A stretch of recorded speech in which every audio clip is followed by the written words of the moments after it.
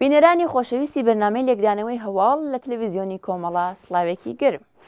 ئازیزان ئاگادارن کە چەند ڕۆژ لەوە پێش و بە دوای بەشداری هونەرمەندی ئازادی خواز و ناسراوی خەڵکی کوردستان لە بەرنمەیە کە لە یەکێک لا تۆڕە کۆمەڵایەتیەکان بەڕێوە چوو باسی لە کۆمەڵێک مەسەلەی شەخسی و تایبەت بەخۆی کرد.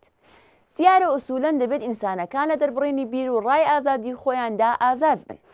بەڵام هەر بە دوای ئەو قسانەی هونەرمەند ناسری ڕەزازیدا چەند مەلایەکی مرتەجع و دواکەوتو کە هەر لە بنەڕەتدا دژی هەر چەشنە شادی و خۆشی و بەگشتی دژی ژیانن لا مینبەرەکانیان و کەوتنە هێرشکردنە سەر ژیان و کەسایەتی ئەم هونەرمەندە و زۆر بە شێوەیەکی وەحشیانە هەوڵیاندا کە لە مەسەلەیەدا کەڵک وەربگرن.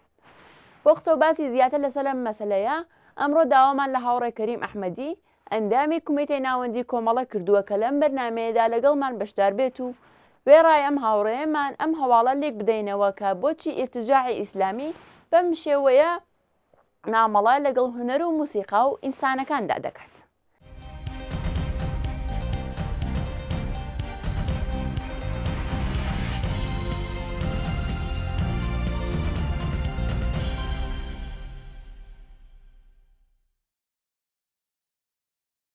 ئێستاش دەچینە لای هاوڕێ کەریم ئەم کاتتان باش. ئەم کاتەی ئێوەش باش و سڵاو لە بنەوە و هەروەها سڵاو بۆ بینەرانی بەرنامەکەتان. پێمان بڵێن ئەم کەسانەی کە وەها باس لە هونەر و هونەرمەندانی خەڵکی کوردستان دەکەن هۆکاریان چییە؟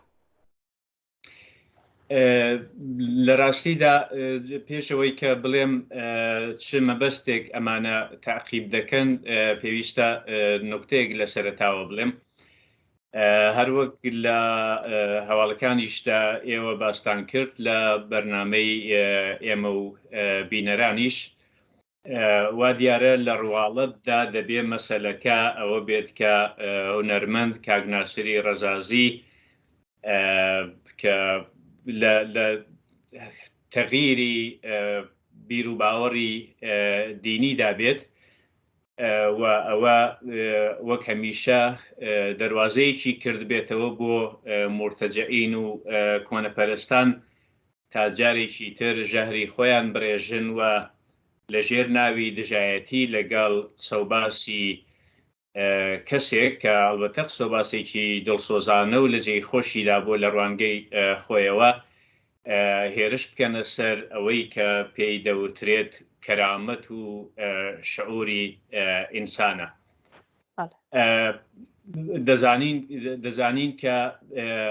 دەزانین کە بیر و باوەڕی سیاسی گۆڕینی ئەو بیر و باوەرە و لە هەمان کاتدا بیر و باوەڕی دینی ئەمرێکی بە تەواوی تاکە کەسیە و هەر کەسێک حەقی هەیە و دەتوانێت هەڵگری چ بیر و باوەڕێکی ئیسلامی سیاسی هەرچی ببێت یان نەبێت و کەوابوو هەر چەشنە هێرشکردنێک بۆ سەر ئەو مافە تاکە کەسیە پێشێلکردنێکی ئاشکرای مافی سەرەتایی ئینسانە.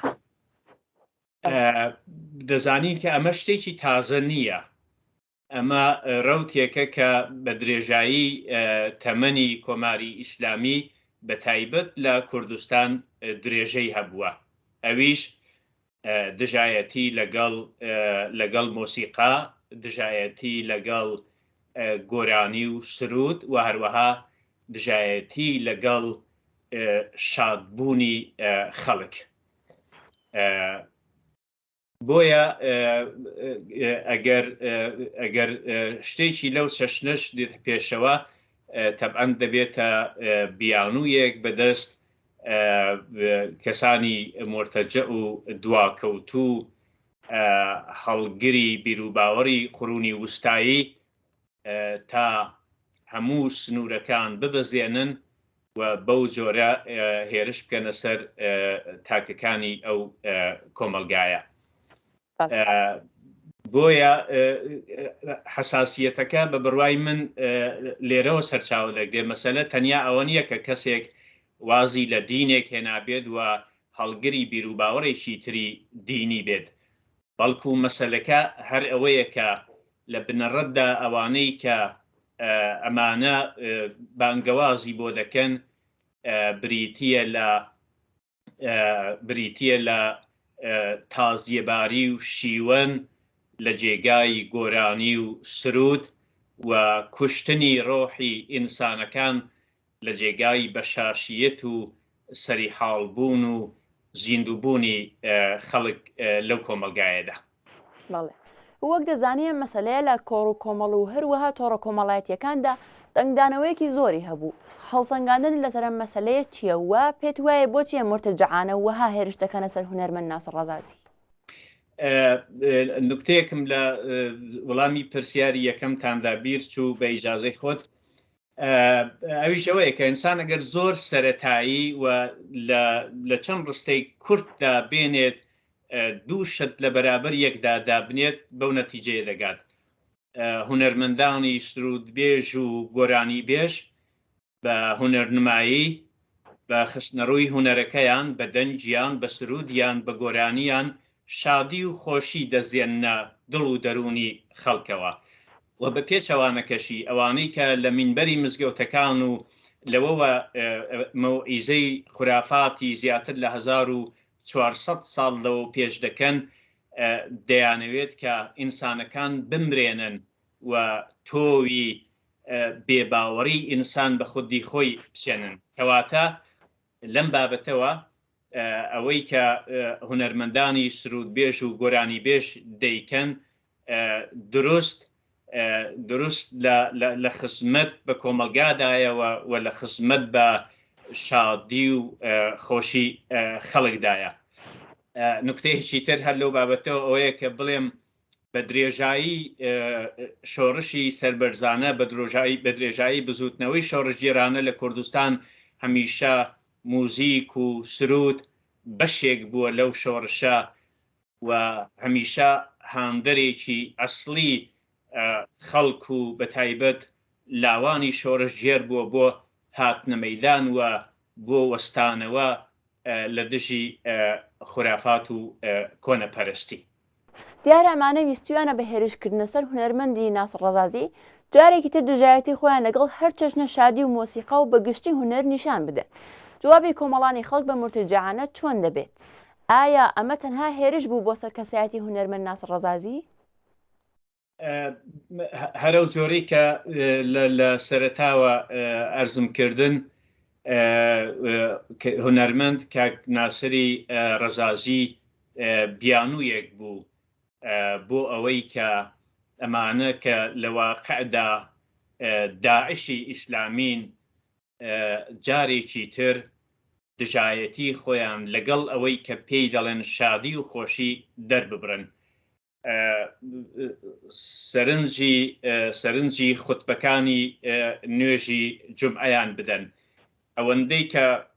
ئەوەندەی کە فکریان لەسەر ئەوە جەم کردوێتەوە و کۆ کردوێتەوە کە دژایەتی خەڵک بکەن و دژایەتی ژیانی ڕۆژانەی خەڵک بکەن نیو ئەوەندەی ئەوە فکریان لای ئەو بیر و باوەڕە نییە کە بۆ خۆیان هەڵگرین. بۆیە لە هەموو بیانوویەک کەڵک وەردەگرن بۆ ئەوەی کە هەوڵ بدەن، ئەلبەتە هەوڵێکی نەزۆک بۆ ئەوەی کە کۆمەلگا بەرەو چەقبەستوویی و کۆمەلگا بەرەو دواکەوتوویی بەرن. سەرنج بدەن تەنیا لەسەر ئەو مەوزوعە مشەخەسە لە ماوەی چەند ڕۆژی ڕابردوودا بە هەزاران و دەیان هەزار کەس لە پشتیوانی لە هونەرمەندی ئازادی خواز کاک ناسری ڕەزازی و لە هەمان کاتدا لە پشتیوانی لە شعور و کەرامەتی ئینسانی تاک بەتاکی کۆمەلگای کوردستان لە تۆرە کۆمەڵایەتیەکان لە پشتیوانی لەو حرەکەتە لە پشتیوانی لەگەڵ ئازادی خوازی لە پشتیوانی لەگەڵ لە موزیک و لە گۆرانی و لە هونەرمەندانی گۆرانی بێژ و سرودبێژ هاتوونەتە مەیدان. کەواتە ئەمە یەک شت بە ئێمە دەڵێت، ئەویش ئەوەی کە کۆمەلگای کوردستان کۆمەلگایەکی زیندووە و تازە نە جمهوری ئیسلامی و نە ئەم دار و دەستە و تاخمە بەکرێ گیراوانەی کە بەری داونەتە جانی خەڵک ناتوانن کۆمەلگا بەرەو دواوە بەرن. بۆیە گومانم لەوەدا نییە کە ئەم جارش وەک هەر جارێکی تر ئەمانە بێجگە لە شکست هیچیان بەنەسیب نابێت. لە هەمان کاتدا دەتوانێت ئەوە پلانێکی تری ئەم دەستە و تاقمانە بێت. دەزانین کە لە کۆمەلگای ئێران بەگشتی و کوردستان بە تایبەت هەر ماوەی بە بۆنەیەکی جۆراوجۆرەوە خۆرۆشان و هەڵچوونێکی شۆڕژگێرانە ڕوودەدات لە نێو خەڵکدا.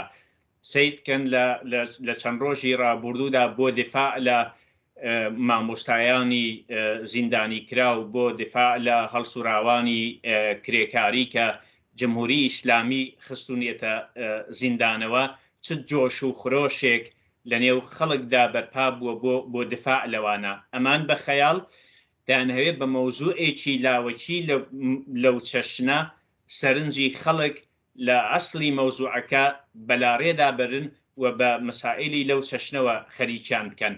غافڵ لەوەی کە خەڵکی چاوکراوە لەم کۆمەلگایەدا ئەوەندە هەن کە فریای هەموو لایەنەکانی خەبات و مبارزە لە دژی جمهوری ئیسلامی بکەون و هەمیشە بۆ هەر مەسەلەیەکی کە دێتە پێشەوە خەڵک لە مەیداندان و بێگومان بە درستیش لە دفاع لە هونەرمەندانی شۆڕژگێر و سرود بێش جارێکی تر خەڵک نیشانیاندا کە شەمشەمەکوێرەکانی جەهل و تاریکی ناتوانن ئەوەی کە مەبەستیانە بیسەپێنن بەسەر کۆمەلگادا. سپاس. هاوڕێکەری من پرسیارێک منە ماوە کە خۆتان شتێک بە پێویست دەزانن بمانی باس بکە. سپاس بۆ ئێوە. لە کۆتاییدا دەمەوێ ئەوە بڵێم کە مۆسیقا و گۆرانی هەمیشە بەشێکی گیانەکراوەیە لە ژیانی تاک بە تاکی دانیشتوانی کۆمەلگای کوردستان. ئێمە هەر کات خەمێکمان دەبێت گوێگرتن لە گۆرانی و لە موزیک خەمەکانمان دەڕەوێنینەوە و تەئسیر وەردەگرین بۆ ئەوەی کە جارێکی تر بە جۆش و خرۆش وەک هەمیشە لە مەیداندا بین. یەک نمونەی چکۆڵە بڵێم، سەرنج بدەن ساڵی 1991 لە کوردستانی باشوور کۆڕە و ڕوودەدات و بە سەدان ئینسانی بێتاوان تێدا دەچن. ماوەیەک دواترەکەی جەژنی نەورۆز دێتە پێشەوە و خەڵک بۆ ئەوەی کە تەسلیمی زاڵمان و داگیرکەران نەبن، جەژنەکانی نەورۆز بەو پەڕی شور و شەوقەوە بەڕێوە دەبن، شایی دەکەن، هەڵدەپەڕن، گوێ لە گۆرانی و موزیک دەگرن. کەواتە ئەوە پێویستیەکی ژیانی ڕۆژانەی تاک بە تاکی ئێمەیە و ئێمە دەبێ هەمیشە شاد بین، گوێ لە موزیک بگرین، گوێ لە گۆرانی بگرین، شاد بین تا دوژمنانمان وەک هەمیشە زەبوون و ناومێد بکەین. سپاس بۆ بەشداریتان. سپاس بۆ ئێوەش هەر بشین. بەڵێ سپاس بۆ هاوڕێکەری مەحمەدی ئەندامی کومیتەی ناوەندی کۆمەڵا کە لە ئەم بەرنمەیەدا هاوڕێمان بوو و سپاس بۆ ئێوەش کە تا ئێستا بینەری ئەم بەرنمەیە بوون. ئێستاش سەرنجتان بۆ بینینی بەرنمەکانی تەلەڤیزیۆنی کۆمەڵا ڕادەکێشم.